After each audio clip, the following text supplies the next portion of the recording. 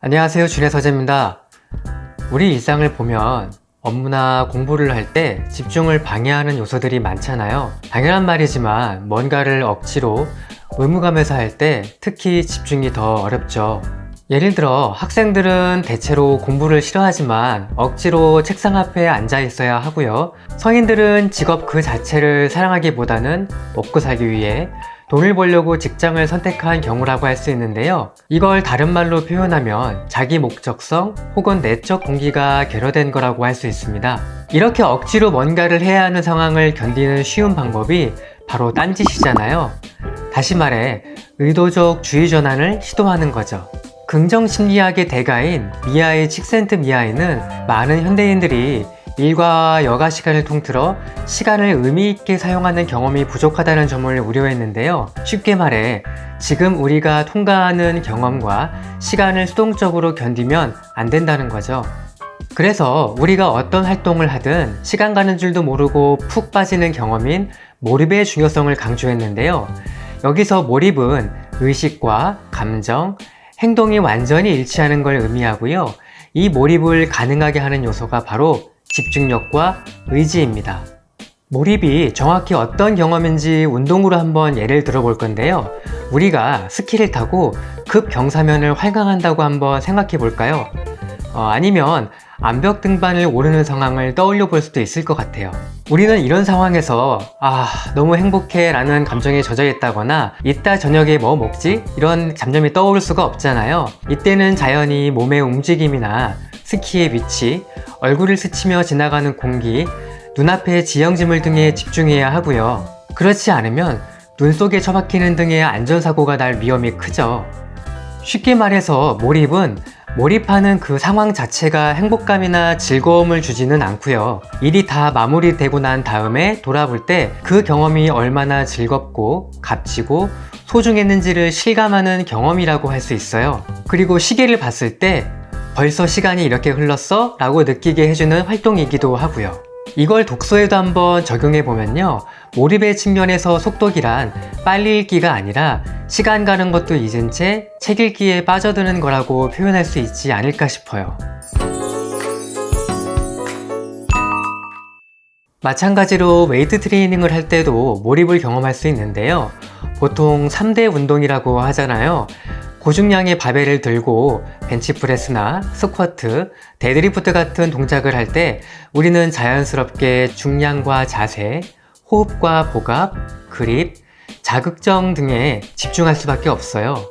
제가 개인적으로 프리웨이트에서 고중량 저반복 운동을 선호하는 이유는 이게 근성장에 좀 더 효과적이기도 하고요. 또 우리의 집중력이라는 인지자원이 일종의 탄약 같은 거라서 사용량이나 지속시간에 제한이 있기 때문입니다. 그리고 웨이트 트레이닝에서의 부상은 많은 경우에 무거운 중량 자체의 문제가 아니라 흐트러진 집중과 잘못된 자세에서 비롯한다고 할 수 있는데요. 중량에 대한 부분은 여러 전문적인 헬스 유튜버 분들이 다루셨으니 참고하실 수 있는 영상이 많이 있을 거예요. 고중량 운동으로 근성장과 몰입 두 가지를 경험하려면 당연히 올바른 자세가 가능한 숙련자 혹은 중상급자라는 게 기본 전제가 돼야겠죠. 이분들이 루틴에 따라서 열심히 운동을 하면 점점 더 좋은 성과를 얻을 테고요. 이런 루틴, 과정이 몰입을 지속 가능하게 하는 중요한 요소라고 할 수 있는데요. 칙센트미하일은 몰입이 쉽지는 않지만 그렇다고 아주 버겁지도 않은 과제를 극복하는데 실력을 쏟아부을 때 찾아온다고 말합니다.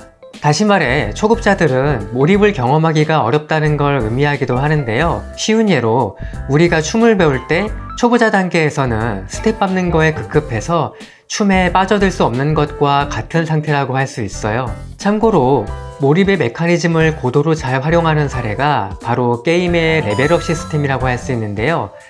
게임이 중독성이 강한 이유도 그 때문이죠. 우리가 웨이트 트레이닝을 하면 실패 지점 언저리까지 반복하잖아요. 이때 우리는 쉽지는 않지만 그렇다고 감당할 수 없는 정도도 아닌 그런 강도로 세트를 수행하고요. 이를 통해 근매수와 중량과 반복수가 증가합니다. 제가 조금 전에 몰입이란 그 순간에는 느낄 수 없고 일이 다 마무리되고 난 다음에 돌아보면서 실감하는 경험이라고 말씀드렸잖아요. 마찬가지로 운동을 다 끝내고 샤워 후에 거울 앞에 서서 자기 몸을 바라볼 때 그런 기분을 느끼셨던 분들이 많지 않을까 싶어요. 저는 그럴 때면 뭐랄까 내가 어제보다는 조금 더 나은 사람이 된 것 같은 그런 기분이 들더라고요. 그러고 나와서 프로틴 한 잔을 쫙 마시면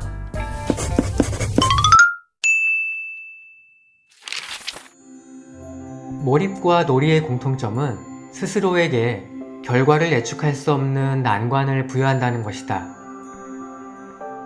현 상태에 안주하거나 정체된 실력에 만족한다면 몰입의 상태로 넘어갈 수 없다.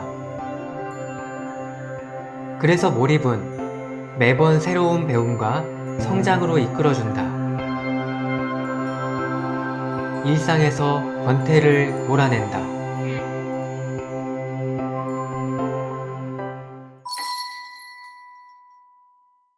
여러분 어떠셨나요?